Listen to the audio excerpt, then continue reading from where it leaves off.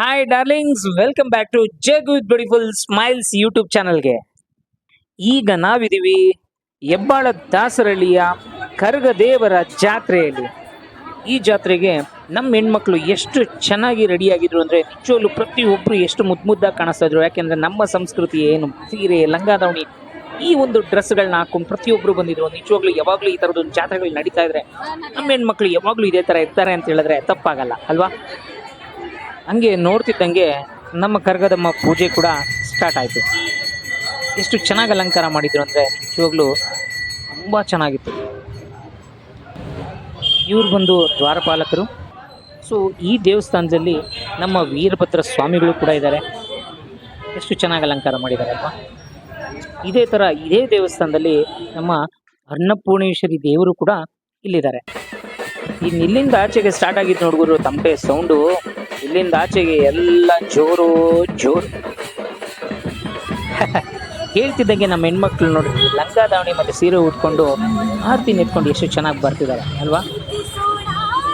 ಪ್ರತಿಯೊಂದು ಮನೆಗಳಿಂದನೂ ಕೂಡ ಆರತಿಗಳನ್ನ ಇಟ್ಕೊಂಡು ಈ ಒಂದು ಜಾತ್ರೆಗೆ ಬರ್ತಾ ಇದ್ರು. ಆ್ಯಂಡ್ ಈ ದಾಸರಳ್ಳಿ ಜಾತ್ರೆ ಬಂದು 9 ಊರುಗಳು ಸೇರಿ ಮಾಡ್ತಾರೆ ಅಂತ ಕೇಳ್ಪಟ್ಟೆ. ಪ್ರತಿಯೊಬ್ಬರು ಇಲ್ಲಿ ವೆಯ್ಟ್ ಮಾಡ್ತಾ ಇರೋದು ಕರಗದಮ್ಮನ ದರ್ಶನಕ್ಕೆ. ಇಲ್ಲಿ ಆರತಿಗಳನ್ನ ನೋಡಿ ಎಷ್ಟು ಚೆನ್ನಾಗಿ ಆ್ಯಂಡ್ ಎಷ್ಟು ಜನ ಒಂದು ಪೈಪೋಟಿ ಮೇಲೆ ಈ ಒಂದು ಆರತಿಗಳನ್ನ ಮಾಡ್ಕೊಂಡು ಬಂದಿದ್ರು ಅಂತ ಹೇಳಿದ್ರೆ ತಪ್ಪಾಗಲ್ಲ. ಈಗ ಈ ಆರತಿ ಇಲ್ಲಿಂದ ಚೌಡೇಶ್ವರಿ ದೇವಸ್ಥಾನದವರೆಗೂ ಮೆರವಣಿಗೆ ಹೋಗುತ್ತೆ.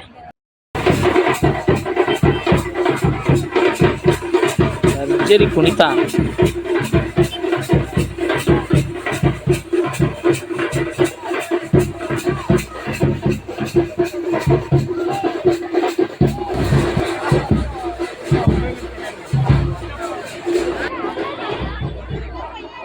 ಎಲ್ಲರೂ ಆರತಿ ಎತ್ಕೊಂಡು ರೆಡಿ ಇದ್ದಾರೆ ಅಂದರೆ ಕರಗದಮ್ಮ ಎಂಟ್ರಿ ಕೊಟ್ಟರು ಅಂತ ಅರ್ಥ.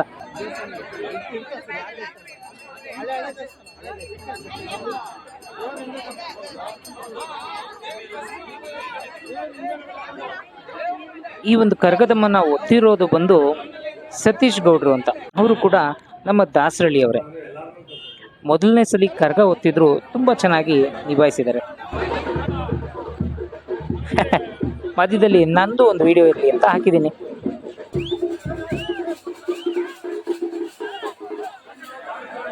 ಪ್ರತಿಯೊಬ್ಬರು ಕರಗದಮ್ಮನ ಮೆರವಣಿಗೆಗೋಸ್ಕರ ಬೀದಿಗಳಲ್ಲೆಲ್ಲ ಸೀರೆಗಳನ್ನ ಹಾಸಿ ತಮ್ಮ ಭಕ್ತಿನ ತೋರಿಸಿದ್ರು.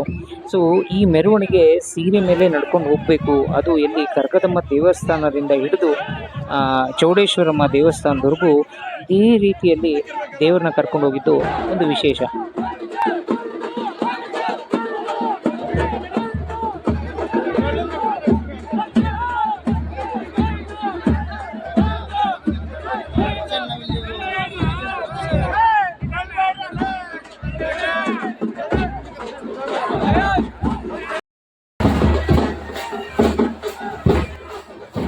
ಅಬ್ಬಬ್ಬಾ ಏನು ಜನ ಕಣ್ರಿ, ಎಲ್ಲಿದ್ರೋ ಗೊತ್ತಿಲ್ಲ.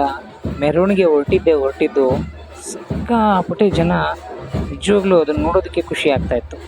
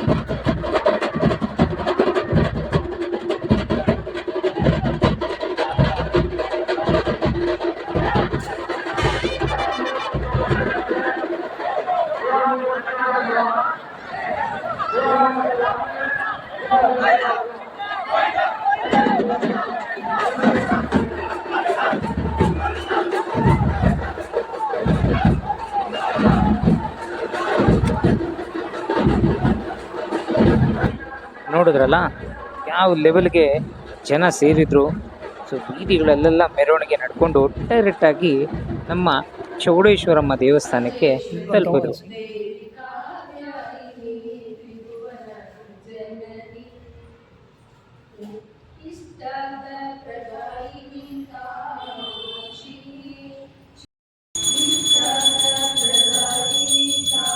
ಇಲ್ಲಿಂದ ಆಚೆಗೆ ಬೆಂಕಿ ಎಲ್ಲ ಹಾಕಿ ಕೊಂಡ ರೆಡಿ ಮಾಡೋದಕ್ಕೆ ಬೆಂಕಿ ಹಾಕಿ ಅದನ್ನು ಆರಿಸಿ ಕೆಂಡ ಮಾಡಿ, ಸೊ ದೇವರು ಇಲ್ಲಿ ತಲುಪುವಷ್ಟರಲ್ಲಿ ಎಲ್ಲ ವ್ಯವಸ್ಥೆ ಆಗಿತ್ತು.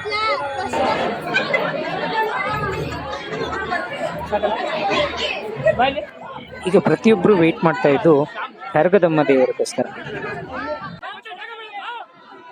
ಅಲ್ಲಿದ್ದವರೆಲ್ಲ ಏನು ಹೇಳ್ತಾ ಇದ್ರು ಅಂತ ಹೇಳಿದ್ರೆ, 9 ದಿನಗಳ ಕಾಲ ವ್ರತ ಮಾಡಿ ಉಪವಾಸ ಇದ್ದು, ಸೊ ಫಸ್ಟ್ ಟೈಮ್ ನಮ್ಮ ಸತೀಶ್ ಗೌಡ್ರು ಕರಗನ ಹೊತ್ಕೊಂಡು, ಅದು ದೇವಸ್ಥಾನದಿಂದ ಬೀದಿಗಳಲ್ಲಿ ನಡ್ಕೊಂಡು ಇಲ್ಲಿಗೆ ಬರೋ ಅಷ್ಟರಲ್ಲಿ ಸ್ವಲ್ಪ ಸುಸ್ತಾದರೂ ತುಂಬ ಚೆನ್ನಾಗಿ ಈ ಒಂದು ದೇವರ ಕಾರ್ಯನ ನಡೆಸ್ಕೊಟ್ರು. ಸೊ ಇವ್ರಿಗೆ ತುಂಬ ಹೃದಯದ ಧನ್ಯವಾದ ಅಂತ ಪ್ರತಿಯೊಬ್ಬರು ಹೇಳ್ತಾ ಇದ್ದು ತುಂಬ ಖುಷಿ ಆಗ್ತಾ ಇತ್ತು.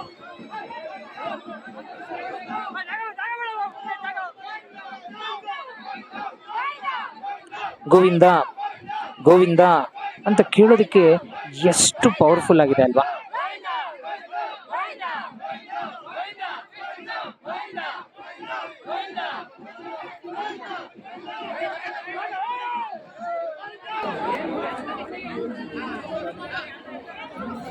ಈ ವರ್ಷದ ಕರಗೋತ್ಸವ ತುಂಬ ಚೆನ್ನಾಗಿ ನಡೆಸ್ಕೊಟ್ರು.